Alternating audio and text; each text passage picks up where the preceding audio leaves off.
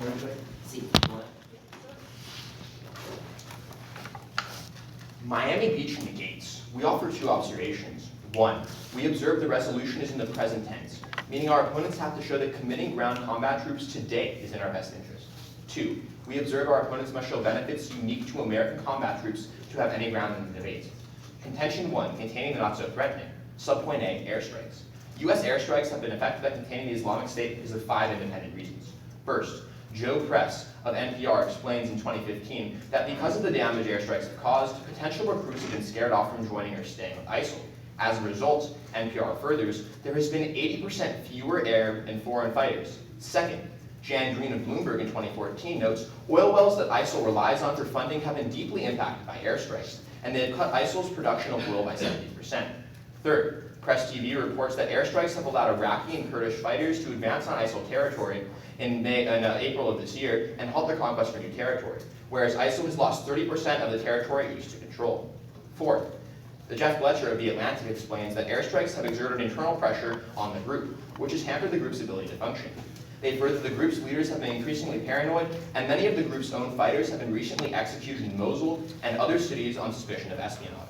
Fifth, The Atlantic furthers, because ISIL lacks an industrial base capable of sustaining its military efforts, it relies on military raids in new territory for heavy armor, anti-tank weapons, surface-to-air missiles, anti-aircraft weapons, etc. However, because it hasn't conquered new territory recently, it hasn't been able to acquire these weapons since August. Subpoint B, self-destruction. Effective containment will lead to the destruction of ISIL. A foreign policy article outlines 2 conditions that will lead to the fall of ISIL. First, they explained, winning the support of the local population is key to ISIL's long-term success. But today, in April of this year, its power is derived from mostly through fear. Second, the foreign policy article continues, more threatening to its long-term stability is the group's inability to deliver a functioning government and a productive economy to the people who live in the territory it controls. Yet reports of poverty, inflation, water shortages, and power outages are emerging from cities like Mosul. This leads Tyler Roth of CNN to conclude, ISIL is generally unpopular and has virtually no sway outside extremist Sunni communities. The same Atlantic article furthers that uprisings are becoming more common in the Islamic State territory. As a result, Dan Greenberg of the London School of Economics concludes, ISIS savagery should not blind us to the fact that ISIL is self-destructing. Just last month, former chief of UK Defense Staff David Richards explains that through current airstrikes and Kurdish training, ISIL will be defeated within a year. Relying on ISIL self-destruction rather than sending American ground troops is the key to achieving long-term stability in the Middle East. The Foreign Policy Research Institute explains, excessive military engagement will only guarantee the strengthening of jihadist aggression towards the US in one form or another for the long term. If the US insists on destroying ISIL, ISIL's remnants will later become something else. And they further, if the US can help ISIL destroy itself, it will be the best chance that jihadi violence can go away in our lifetimes. Contention 2, escalating conflict. When analyzing ISIL specifically, the Council on Foreign Relations finds a large deployment of American combat forces on the ground may only increase anti-American sentiment in the region. There are 3 impacts. First, increased terrorism. The Huffington Post explains this year, and additional anti-American sentiment stemming from the 2003 Iraqi war caused global terror attacks to increase nearly 7 times. Second, long-term instability. The Huffington Post furthers that instability created by the 2003 Iraq invasion has facilitated the establishment of ISIL, reflecting the opportunity that an invasion would grant to yet another extremist group. Third is decreased democracy. Choi of the University of Chicago finds ground troops reduce citizens to terrorism as they cannot express their political grievances and must turn to terrorism organizations as a means of influencing political change. William Easterly of NYU concludes the substantial effect of a US intervention is the reduction of democracy by 36%. And for these reasons, Belen and I negate today's resolution. Thank you. Okay.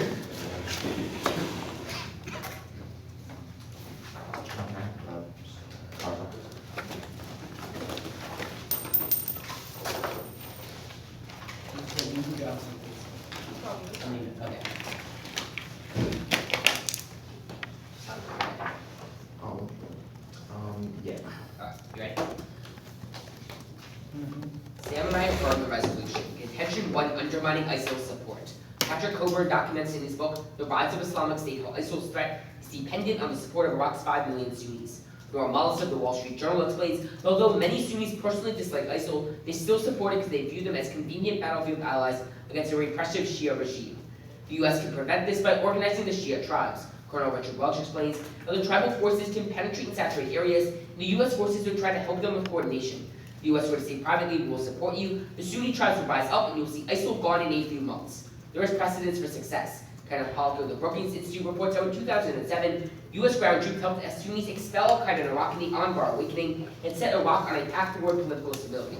However, Colonel Darrell Harvey explains that the US does not commit ground troops. The US risks yielding primacy to Iran, threatening any Sunni Arab awakening. Pollock explains how the government refuses to negotiate with the Sunnis because they do not believe they are organized enough. Sinan Adnan of the Institute of the Study of War furthers, the Iraqi government must reconnect with Iraq's disenfranchised Sunni population, but an effective anti-ISIL program is to take hold within Sunni areas. Contention 2, preventing atrocities.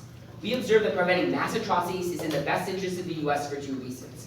First, it is a moral imperative. As Adam Mellion of the University of Rhode Island explains, protecting university-established human rights constitutes a perfect duty, with a binding and enforceable obligation. This means that preventing mass atrocities is a moral imperative of the US and a priori to other concerns. Second, from a utilitarian perspective, as Obama himself has argued, preventing mass atrocities and genocide is a core national security interest and a core moral responsibility of the United States. Our security is affected when masses of civilians are slaughtered, refugees flow across borders, and murders wreak havoc on regional stability and livelihoods. America's reputation suffers, and our ability to bring about change is constrained. We are perceived as idle in the face of mass atrocities and genocide. Research bears this out. Daniel Milton of West Point finds that changing from the 25th to 75th percentile in refugees increases transnational terror by 93%, and Aidad Salihan of the University of North Texas finds that every 100,000 refugees increases the probability of state collapse by 85%. This is uniquely problematic because, as James Piazza of UNC writes, failing states have 10 to 15 times more transnational terror than stable states. The situation in Iraq and Syria certainly meets this threshold of destruction, whereas the estimator of the Migration Policy Institute estimates that 3 million people were internally displaced in Iraq alone. Peter Beinhardt of The Atlantic says that the Yazidis are at risk of being wiped off the face of the earth. The minority rights group International writes that ISIS has committed summary executions, sexual violence, and torture that amount to crimes against humanity and possibly genocide. External intervention is important to stemming the killings. As John Western of Foreign Affairs writes, even when civil wars do not stop right away, external interventions often mitigate violence against civilians. This is because being aimed at preventing mass atrocities often force would-be killers to divert resources away from slaughtering civilians and towards defending themselves. This phenomenon means that even when interventions fail to end civil wars or resolve factional differences immediately, they can still protect civilians. Matthew Crane of Worcester confirms this empirically, by that external intervention by just a single actor reduces the probability of killing escalating by 17%. Airstrikes are insufficient. As Richard Lamb of National Security Watch explains, reliance primarily on air power is not likely to be sufficient to degrade and destroy ISIL, especially since it has acquired large swaths of territory. He furthers the effectiveness of air power declines as ISIL targets inevitably disperse. The use of ground forces can help force the enemy together to defend themselves on their territory, increasing their vulnerability to attacks from the air.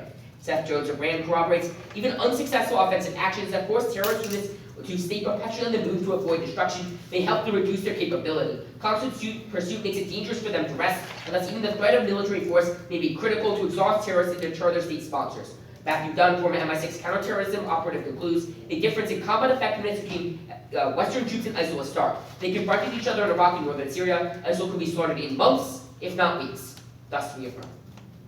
Alright, can I see that weeks card? Done. No, we can wipe them out in weeks. Yeah. Oh, yeah. And then we're gonna use a guy named- I got it. Erica. You guys can go on. Could we get the computer back so we can practice If the possible. Yeah, but I think we're allowed to keep it. You're allowed to, yeah. Just as soon as you're ready. Yeah, it's computer and cost, so, Yeah. no. Yeah, just as soon as you're done, so we'll like that. Sure. Alright. Everyone ready? All right. There you guys go. So when ISIL basically had all these Christian minorities cornered on a mountain in northern Iraq, They're Yazidis, yeah, not they Christians. they are Christian, but or some of them are Christian at least. Who acted on their behalf to intervene? The United States started the airstrikes, right? And the Kurdish forces actually mounted a ground offensive, correct? Sure. So doesn't that already constitute intervention to prevent genocide? So we already link into all your impacts in the Congo world? No, Why because not? the genocide is still occurring. Wait, are they still marginalized? Yes. ISIL hasn't lost that territory. Okay. They Thing have is, to the have that. genocide is not limited to Mount Sinjar, which is what you're. Yeah, talking but you're basically, you're trying to say this minority group is being jeopardized. Still at Who risk. else are they gonna massacre? Wait, the Sunni, Shia who are living there, the Okay. other Christians In who are which not area? Yazidi, and also the In Yazidi, which and so are area? the Kurds, in the Sunni areas that are being actively controlled by ISIL. Okay. The problem, this is a common American perception. Alright. We saw Mount Sinjar, we saw the Yazidis, and we rescued the Yazidis, and we Alright. assumed the problem has been solved. Okay. It's not. There are 3 million Wait, refugees and- displaced in Iraq, the problem Wait, still goes on. My question is one, or actually twofold. One, doesn't military intervention constitute for more refugees? No, I would argue Why? that military intervention by the United States decreases refugees, and that's the Western analysis, that ISIL has to start focusing their resources on defending themselves and fewer on Wait, attacking aren't they those already civilians. focusing their resources on defending themselves because No. of like the mounting military operations that are taking No, away 30% because they're of their just in the territory? air, but they can't occupy, for example, go into door-to-door combat in urban areas, or Why? No, the okay. Kurdish can do that. No, because the Kurdish can't actually occupy the most of the even- Sunni areas. even at For that example, point- Anbar's is not even close to the Okay, Kurdish so economy. even let's say our That's judge a wants to question for a divide. minute and 30 seconds. Can I ask you a question? Okay, go for You it. talk about how like all American powers going to meet for this like backlash, right? Yeah. So then you talk about how American airstrikes are good. Can you explain that contradiction? Okay, so physical presence on the ground constitute much more anti-American sentiment than airstrikes simply do. Do airstrikes increase anti-American sentiment? I would argue they increase anti-American sentiment to a lesser degree than civilian Okay, troops so it's because not okay, onefold, because we actually see airstrikes have less of a civilian casualty rate. But also, They like there are literally bombs that you're chucking through the air. It's yeah, going to be and less they're, likely they're, than they're like pretty much like targeting terrorists only. right, like How many casualties have there been? there have been probably a lot, but Probably a lot. okay. But like, Okay, wait, so no, I mean, there's if nothing- you don't have any wait, this is carded important. evidence. It matters about the degree, right? That's what Right. you said. Yeah, but what So I'm wait, saying is the like we contingent have of- carded evidence saying Okay, yeah. airstrikes kill less Okay. people. Okay. So, but you say it's about the degree, right? The degree of the intervention that affects it's like a function of the degree of intervention. Well, I would say the airstrikes are already working to the fullest degree because Okay. we're containing Yeah, ISIL. that's Uprisings that's are not the becoming point. more You're not- common. wait. So if our judge doesn't want to buy You're Kurdish answering the armies, wrong question. can I just explain one thing? If our judge doesn't want to buy that Kurdish armies can't take out ISIL, we're already seeing there's internal pressures and people are actually rising up. Sam, So here's that's what's why on the ISIL can be bottom. gone. That was not my question. Okay. The question is, if it matters the degree, and your evidence for your second contention is contingent on that the degree of intervention is comparable to that of Iraq in 2003. What are you getting at here? The point is that we're not going to do a re-invasion of Iraq a la 2003. The What are we authorization gonna to use- For example, the authorization to use the military force proposed by Barack Obama does not permit large-scale occupation, so none of the harms that you talk about. Okay, but will that be effective will then? manifest itself. Will that be Yes. effective? Yes. Why? Because for all the reasons we enumerated Alright. the case, and that's crossfire. Yeah, we'll go over actually. Can I see your 93% refugees card? Yes. Thank you so much. Is it also- Is that Salihan? I'm not sure. I just want to check for some. No, it's not.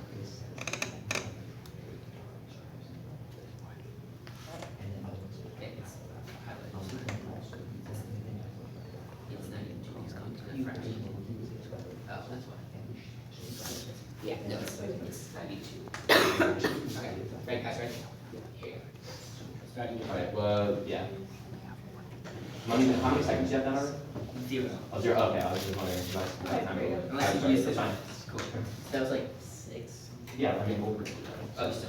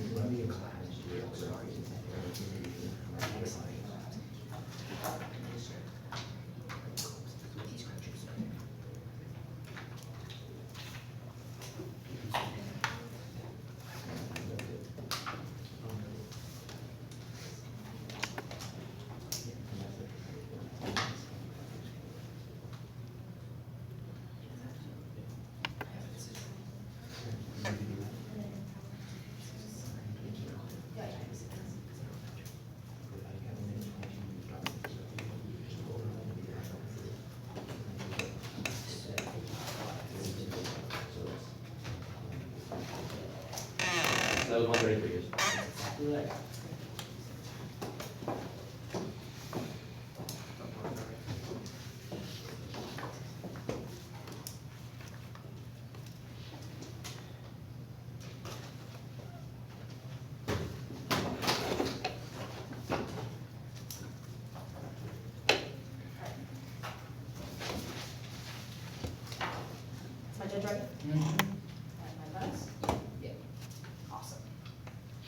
starting at first contention where they say we're going to undermine ISIL's support by working with the Sunni and the Shia tribes. But the problem with this contention is that it's not unique. Across the prior part in the Atlantic that says that the Sunni people already don't support ISIL, and in fact they're working with the Shiites and to fight ISIL, we don't need to go and do the same thing. But then NPR tells us that 80% of the support has already been withdrawn and the recruitment is down. But more importantly, the American conservative tells us that we actually tried to implement this plan. We've tried to talk to these people and say that we're going to work alongside them, but they're not willing to cooperate. Why? Because when we pulled out of the Iraqi war last time, these people felt isolated. That means that part of them actually fled the country, causing the refugee crisis that they then argue in the second convention, and part of them aren't willing to trust us again. In fact, by going in, the only thing we're going to do is isolate them more, because these Sunni people that otherwise are rising against ISIL themselves, as we tell you is happening in the status quo, are instead going to feel threatened by the United States invasion. They're going to see troops on the ground, and they're going to feel more need to go toward ISIL to fight us in the long run. But then additionally, an analysis from Rana of the New York Times says that these people, if anything, want arms and they want the airstrike support and not the troops. In other words, if we just send the airstrike support, that we're looking at the resolution that asks us for a United States best interest, it essentially poses a lot less of a risk for us, then ultimately we do the same thing. We work with the Iraqi local forces, and that empowers them in the long run. We see less of a cycle of violence where we need to go back year after year. But then additionally, we can turn this argument on sectarianism, because Peter Bureau of Foreign Affairs says that if we were to go in with ground troops, we would only empower the Shia militias further. Why is this? Because the resolution only stops at sending ground combat troops to fight ISIL, but there's no long-term solvency for stopping sectarianism. So the second we pull out and we destroy ISIL, we only let the Shia militias become even more powerful. But then go to their second entry where they talk about these atrocities. The first issue is this idea of a moral obligation. Remember, the resolution says the United States' best interest. A best interest does not equate to a moral obligation. For example, it's in my best interest to rob somebody, but that's not necessarily moral. So moving on with that, as to the national security and why that's going to be an issue. They talk about this refugee crisis, but they don't really address how they're going to solve it. In fact, the Washington Post says, with regards to U.S. soft power and hard power, that the last time we went into Iraq, it increased anti-American sentiment not only in the Arab world, but literally across the world. Additionally, the New York Times furthers that when we went in, we're the ones that created a 3 million people refugee crisis because the American ground forces were so indiscriminate with their use of weapons, etc., etc. In other words, we're to be the ones creating the refugee crisis that they think we want to solve. Then they talk about state collapse, but they literally have no link to the state failing. In fact, insofar as the Iraqi military, the Iraqis still have a military, the state isn't failing. But with that, we further from ABC News that says that Iraqi troops and volunteers have reclaimed 30% of the land from ISIL. Additionally, Foreign Affairs says that ISIL is internally weak and they've had multiple attempts at a coup. This links back to our contention and a better long-term solvency than what they're advocating for. In other words, in our world, what we advocate for is that you let ISIL self-destruct. This way you don't breed anti-American sentiment, you let them run themselves out. In fact, Suleiman Choi of Chicago furthers this and says that U.S. military intervention makes the local population feel as if though they're being subjected to an unjustified act of subjugation, oppression, and imperialism, enabling foreign leaders to hold power and violent persistence of the people. Additionally, Al Jazeera says that the single most effective way to delegitimize ISIL is to portray and deal with its threat in a less hyperbolic manner. ISIL is a manageable challenge if they can be contained through airstrikes and largely subdued by the local populations. The U.S. shouldn't play their game, we shouldn't intervene. But then they talk about these external threats and how we're going to mitigate violence. The problem with that is that Eric Neumeyer of the London School of Economics says that when you put troops on the ground, there's actually 24% more deaths. Because rather than be on the defensive like what they're saying is going to happen, the people feel as though they're being attacked, and instead they start indiscriminately killing civilians. This is ISIL indiscriminately killing civilians. We see more deaths overall. Then they talk about how deaths are going to happen, but across the time what we tell you about democracy is going down by 36%. Overall, genocides are more likely in an authoritarian regime. When we go in and we put ground troops, we're basically advocating, we're supporting the Iraqi government, we're giving them more power, more authoritarianism, and that leads to the genocide in the long term. But then they talk about air power being insufficient. Remember, repeat the part from ABC News that says, we've already taken back 30% of the land, and working when in conjunction with airstrips, we're letting ISIL essentially collapse into itself. That would solve the problem within 1 year feasibly.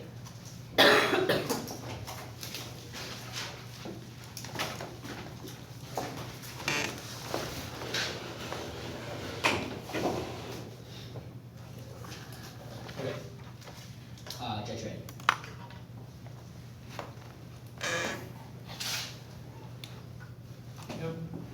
Want to try this?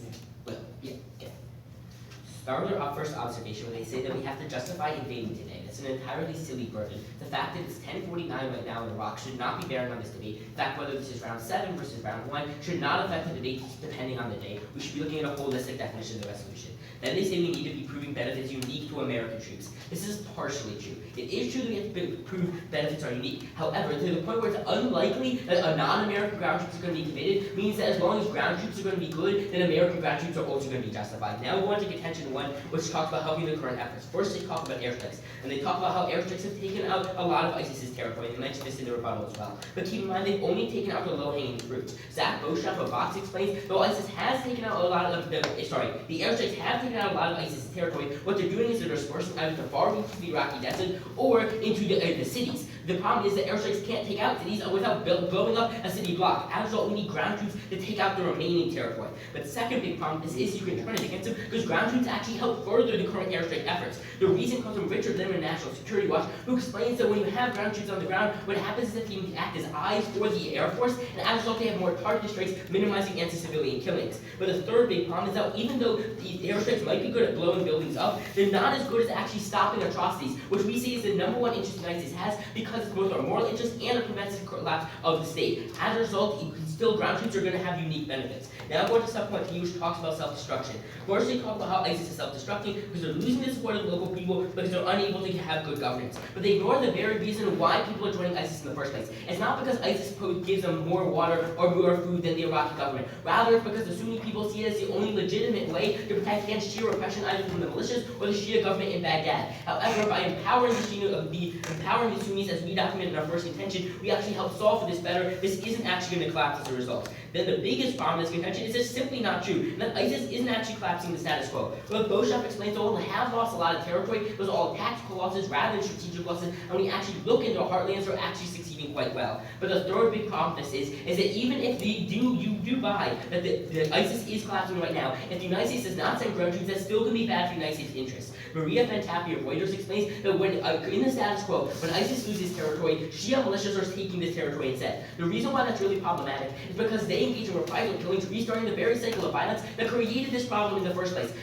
However, we have ground troops in the region that Iraq no longer needs to depend on these Shia militias, and you stop the cycle of violence in its tracks. Now I'm going to contention 2, which talks about escalating violence. The first big problem with this comes from their very first sentence that they read you, which explains why large deployments are bad. However, we are not advocating for a reprisal of the Iraq invasion. We've learned our lesson. When you actually look at the authorization of the use of military force by Obama, he ruled out these large-scale ground invasions. As a result, all their benefits are going to be non-topical. But the second big problem comes when they talk about how we're going to see an increase in terrorism in the short term and the long term. But the problem with this is it's entirely victim to selection bias. When we see all these studies that tell you that terrorism increases after the United States intervenes, that's just because the United States typically only intervenes in conflicts as they are escalating. So if conflict goes up after the United States intervenes, that's because of the natural trajectory of the conflict, not because of the United States intervention. However, what James Piazza of the University of North Carolina explains is that when you prevent a failed state, you prevent contributing to a state that has 10 to 15 times more terrorism. At that point, we're going to be still seeing less terrorism, even if terrorism goes up after the United States intervened, the point where that's less terrorism than if we hadn't intervened at all, that's still going to be a net positive for the United States. Then they give you this analysis that says we're going to be harming democracy and that's going to be a bad thing. But the first big problem with this is not only does this stem only from a large invasion and there's no warrant on this, more importantly, what Slade explains that the United States will send ground troops to the region rather than sending airstrips. What happens is we get leverage over the government in Baghdad, making it more likely that they're going to be more inclusive rather than sectarian. We have leverage over the al-Abadi government, which is just another reason why you should cast an affirmative ballot. Thank you. We'll just run a couple seconds calculating.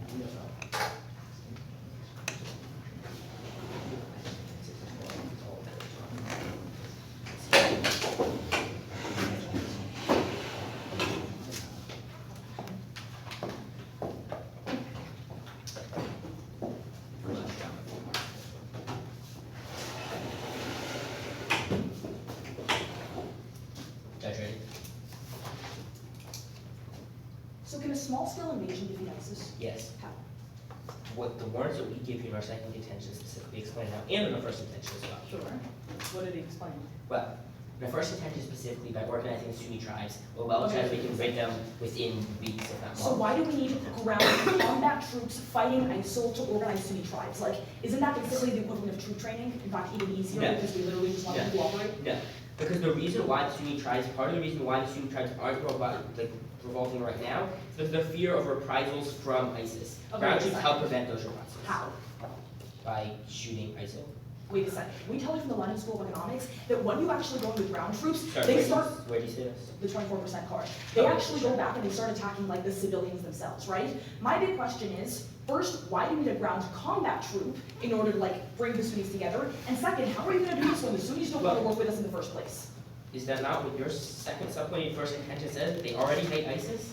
Yeah, That's- well, they don't so- want to work with us. Here's Well, the no, big here's the part. thing, when let's look at recent history, and I'll get to this is the second part in the second part of this. Yeah. Okay, versus look to the United States in recent history, where we saw during the Anbar Awakening, which is in 2007, during the height of the Iraq invasion, it would probably be accurate to say that Sunnis did not appreciate the United States invasion, Okay, yet they still cooperated. What with us. happened But after the second and more, 2007? the second more important part of this Sure. is that your original question asked us about how a small scale invasion. That was only the first reason. I'm sorry, wait, how does what happened since 2007? A lot has happened since. Like, we 2007. withdrew, we made the Sunnis feel isolated, right? I have a question. Is it possible that the Sunnis are currently in Iraq, they don't like ISIL all that much, but all of a sudden, if we send our ground invasion in, these people that already don't like us feel like they're gonna sympathize more with ISIL because they literally No. have a foreign threat No, coming? Why so not? here's me. As Malas explains in his, and again, this is only half of the work. The more important work comes to second attention. What the Malas analysis specifically says is the reason why Sunnis are currently sympathizing with ISIS is not because they agree with their ideological Okay, sure. millenarian viewpoints, but rather because they're seen as convenient battlefield allies. To the point where they're no longer seen as a convenient ally when the United States goes in there, even if they Why personally would they dislike an the ally? United States, Why would they need an ally? because they want to protect themselves from sheer We repression. tell you that the Shias and the Sunnis are already working together to fight ISIS. Not on a large scale, Yes, like they are. then They factually, they are. The Iraqi military. Now, when you look the at Iraqi Anbar, when you look at military. Nineveh, but more importantly, this isn't the actual important Right. warrant. This Okay. really isn't that as important. Okay, I have The another one, question. actually, that, Okay, we've fine, got you can 2 ask me a minutes 30 question. and we're skipping. So when you tell us in the Washington Post and New York Times analysis, Yeah. all your analysis is talking about increasing terror, they're all analysis about what happened in the Iraq invasion, correct? No. The Washington Post and New York Times are Like talking they, about like some of them perspective. look like the Iraq invasion. Some of them look like the general trend of No, U.S. but the invasion. specific analysis that you're reading us, when it said in the past tense, 7 times increase in terrorism, Yeah, sure. what was the event that precipitated that? The Iraq invasion. Sure. Okay, thank you. Do you want to ask me your question? Yeah. Okay. So how are we going to prevent a state failure if the Iraqi prime minister literally said that he doesn't want U.S. ground That's just combat? that's just for political reasons. That's not actually. Okay, I'm sorry. For political reasons only, Right. he said he didn't want us there. Can I just see, like, your solvency evidence on small invasions to the ISIL? Is that West from second contention, or from the Yeah, first? whatever says that, some- like a small scale invasion. was Yeah, something. West. Yeah. And I think is what Okay. I'm just looking for.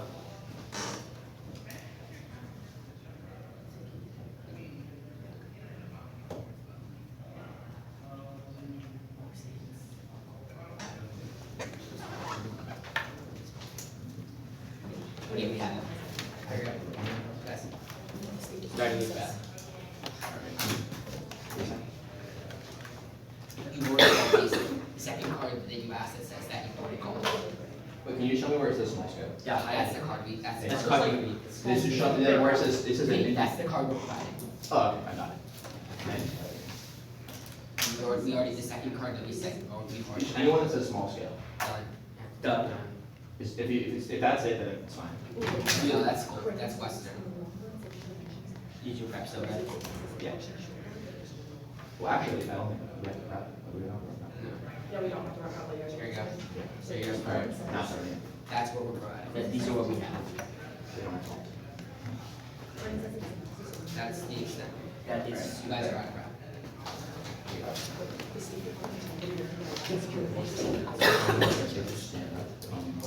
You're right. You guys are out of Yeah, I route. understand, they got out the chair. Oh, nice. You can say buddies. Gotta get up. Okay, so briefly off time, I'm gonna just extend a couple of Len's responses on their case, come back and talk about Frankfurt on my case also.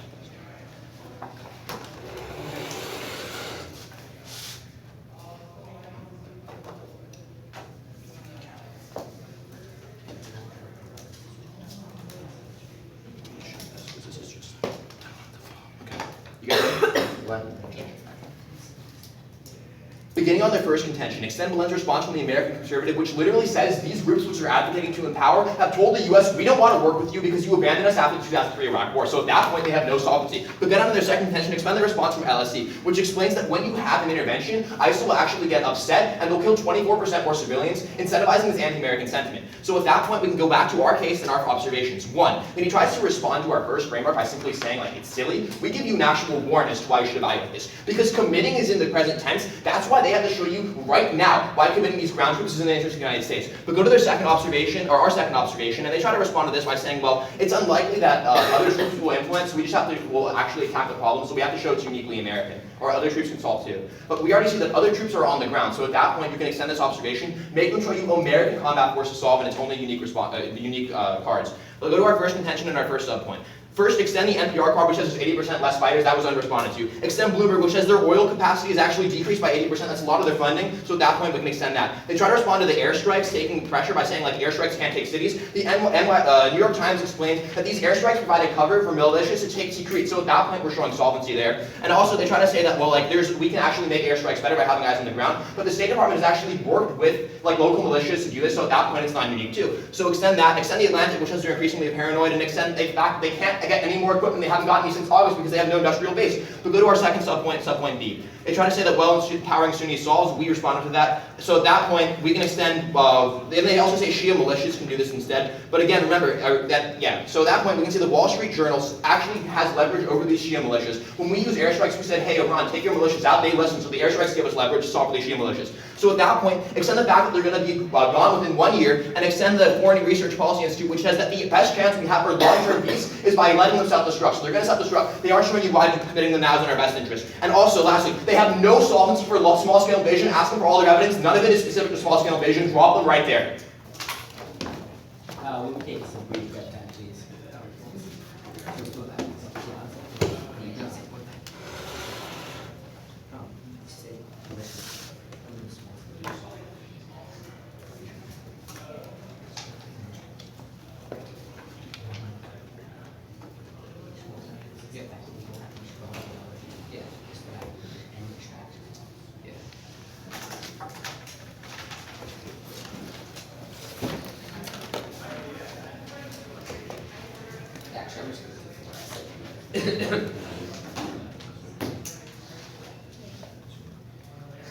Alright. Is everybody ready? Signposting is good. By voters, signpost for us. Okay? The first and biggest voter issue around is preventing a failed state and atrocities. This is what they misunderstand. Even if ISIL collapses on its own, the question is what comes afterwards, and we tell you that they're Shia militias. So even if you buy that ISIL collapses on its own, what replaces it is a failed state, which allows us to link it to our hearts. We feel the ground truth to prevent that, you affirm. Okay, what we tell you is the failed state is being created by the 3 million people who were displaced. We believe this Washington Post and New York Times evidence that is contingent on a full-scale Iraqi invasion that is not the advocacy of the affirmative. They tell you that there's not going to be a state collapse. What we tell you is no, the entire Iraqi state's not going to collapse, but the Sunni areas around Anbar, Mosul, and Nineveh, those are the areas that are collapsing. That's going to be the harboring of areas where you're going to see the increased terrorism. Then they tell you that airstrikes, they're going to be enough. The problem is, even if airstrikes have been good, what's happening according to Bochum is that they are the low-hanging fruit. There's 2 reasons why you need the ground troops on the ground to make sure they can finish up. One, in order to be able to take the cities. But second, according to Lim, whether ISIL is doing right now is they're spreading into the desert. If you want to actually beat them in Anbar, you're going to need eyes and boots on the ground. They tell you, well, examples Tikrit, where we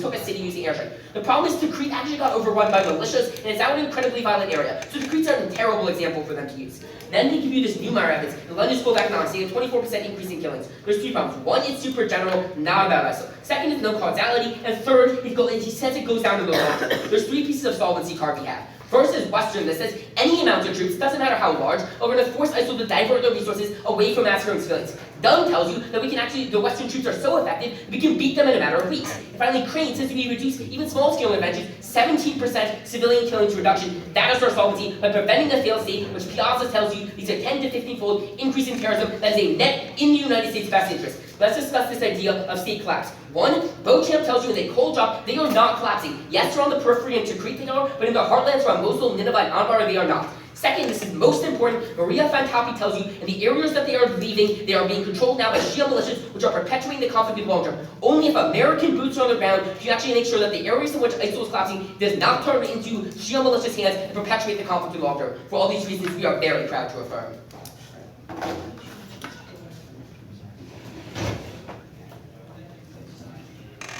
We all ready? Yeah, okay. So let's go back to like the small scale invasion solvency, right? Yeah. How can a small US presence possibly stop like a power down? Okay, here's here. One, for example, in regards to airstrikes, you don't need 150,000 people to call in airstrikes.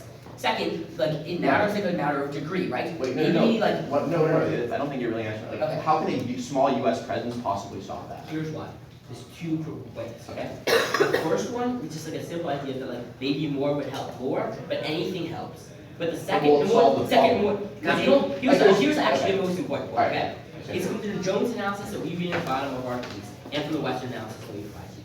which is that you don't actually have to 100% stop ISIS in order to stop these No, we're atrocities. talking about the power vacuum after. See, my problem with this whole thing is why would you risk all the bad things that have come with the U.S. invasion, like risking our troops' lives, That causing only long-term like strengthening of jihadism, just because with large-scale we have to- interventions. like, Because you know, the you know- large, The large-scale interventions are the ones that have those harms. The small-scale interventions don't have those harms. just to frame the round going into the final focuses, we can agree that it's not in the U.S. interest to use a failing tool which would, kind of perpetuate like instability and I would like agree it's jeopardizing not in American your lives. interest to do a bad thing. Wait, do you think it's a bad thing? No, I'm just saying that all you said there. Isn't like the is not in your continuation interest of to do terrorism and the No. deaths of American soldiers not a good thing, or it's not necessarily in the U.S. interest? right? Those two things are bad. However, here's the important point, which is what we explained in summary and bravado, which is in response to, which is that when we see these increases in terror after the United States intervenes, Yeah. most of that is not because the United States intervened. What is it? It's because the United States typically intervenes in conflicts that are already escalating. So it's just a natural All right, trajectory of this. so like let's. And by preventive balancing, if we had intervened When at we went all, into, like- we'd see much higher When we went terrorism. into Iraq, was it like escalating or did we come Okay, from that's wrong? actually, this is actually really important. Because when you keep repeating the Iraq invasion example, what happened when we invaded Iraq is we toppled a previously stable regime. I would contend that's certainly not true in the status. Right. So That's- we wait, so you sent derive this from to empirical troops analysis, correct? What? You derive this from like an empirical analysis, a real world example. Like you're- What drive what? From The fact that That we invaded basically, that Iraq, they no, can that's secure, fine. that in the long term, civilian deaths would decrease. The over Piazza time. analysis. And there would be like, Increase, okay, no, increase. guys, so if it's empirical, if it's happened in the real world, what is the example from? For example, like No, I don't want, no, Mali, what's the empirical analysis? Mali, like that's one of the examples in its data set. Alright, so we'll have to look at that part afterwards. You It's- don't it's- have to reference to read it. It's easy, right? Right, actually. You guys have a question for us? Yes, so I'd like to ask you about something that you brought up in your summary again, okay? So when you talk about how low-hanging fruit, we can just use the militias instead to use as our eyes on the ground. Like, Do you agree? No, it's actually, we're doing that. Yeah, I know. Okay. Yes, So we're all on the same page. So you agree that the status quo, you're cooperating with militias? Not necessarily, it depends some militias. But you Like, are it's not, cooperating no, it's not like, no, it's, could be the Iraqi Here's the big security. difference that you misunderstand, Which- right? which Like, one? there's, But what can you I just mentioned say a word separate. in? There's a nuance in the debate, right? One thing is the Sunnis allow us to bring in our airstrikes because they can benefit from U.S. air power. A different thing entirely is that they would want our troops on the ground. You don't respond to what I call in the second cross, that the Iraqi Prime Minister literally said he didn't want He combat did troops on the respond, ground. he said that's I think I political. said it, guys. Go on, go.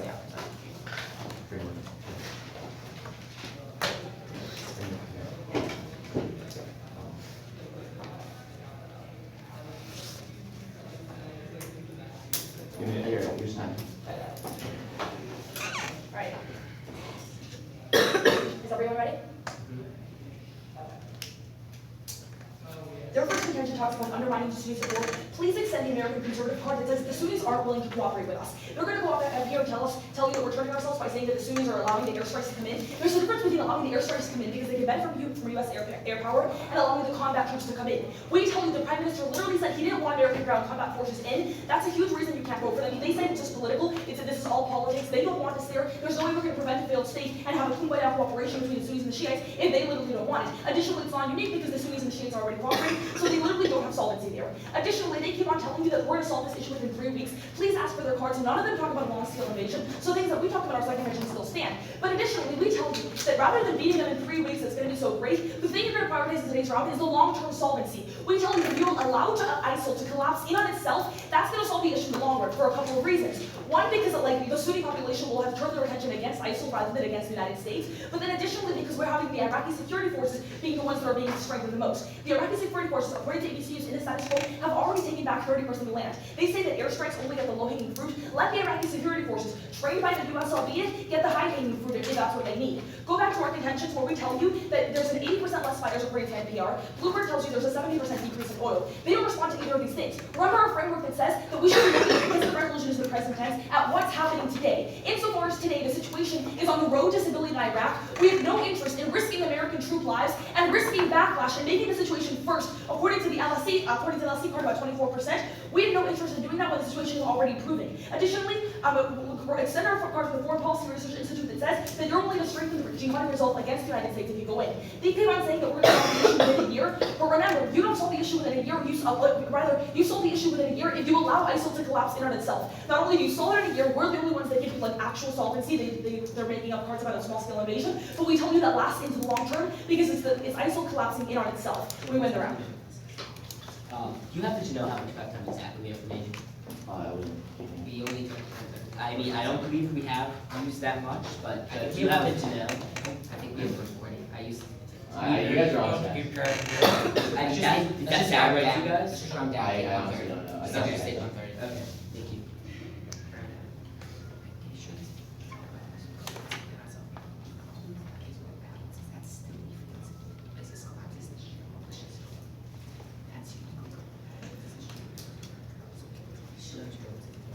Yeah, yeah, same with Western, both of them.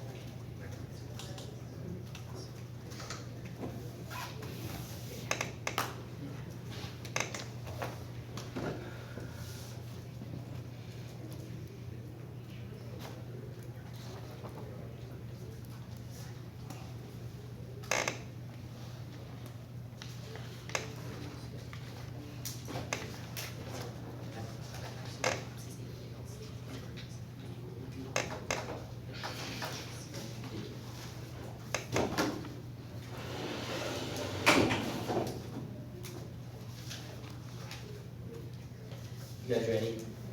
Will, you ready? Yeah. Judd, Yeah. Yeah. When we look to what the United States' interests are today, as per the resolution, what we need to remember is that the number one interest the United States has is preventing a failed state in Iraq. Because as Piazza explains, and they never respond, that when you have a failed state, you need 10 to 15 times more terrorism. This outweighs their analysis from the New York Times, outweighs their analysis from the Washington Post, outweighs their analysis from Newmeyer and LSE, because even if you see small increases in terrorism after the United States intervened, the point where that is significantly less than what happened if the United States did not intervene at all, means that any probability in the reduction of a failed state constitutes acting in the United States' best interest. That says the primary way you should be casting your affirmative ballot is how the United States can prevent these failed states and prevent these atrocities coming out of our second contention. Now we explained that A, not only is this in their moral interest, which means it's a priori to the case, but most importantly, they dropped our sovereignty from Western, who explains that when you combat ISIS, they can no longer focus on attacking civilians and have to focus on attacking the United States, which means we stop these atrocities. Then on Ukraine, remember how Will extends they never respond to the fact that we're seeing this 17% reduction in civilian killing specifically and empirically, and the gun analysis explains that because we're stronger than them, we can wipe them out. Now they respond to this by saying, oh, Iraq doesn't want us in the area, but as I point out, and they acknowledge but don't respond, that this is a political statement, it's not actually a statement of truth. Then they say that this is only a large-scale intervention, not a small-scale intervention, but this ignores two things my brother points out. One, to the point that even if that mitigates it, that doesn't necessarily mean that anything helps. This is still going to be benefited better than the status quo. But second, and most importantly, remember the Jones analysis they never respond to. It says that even if we don't wipe out ISIS completely, the very fact that we're shacking them means we can no longer have these atrocities, no longer see this refugee crisis, which contributes to the failed states. The reason this is the most important thing because it outweighs all their analysis to the point where this is significantly less.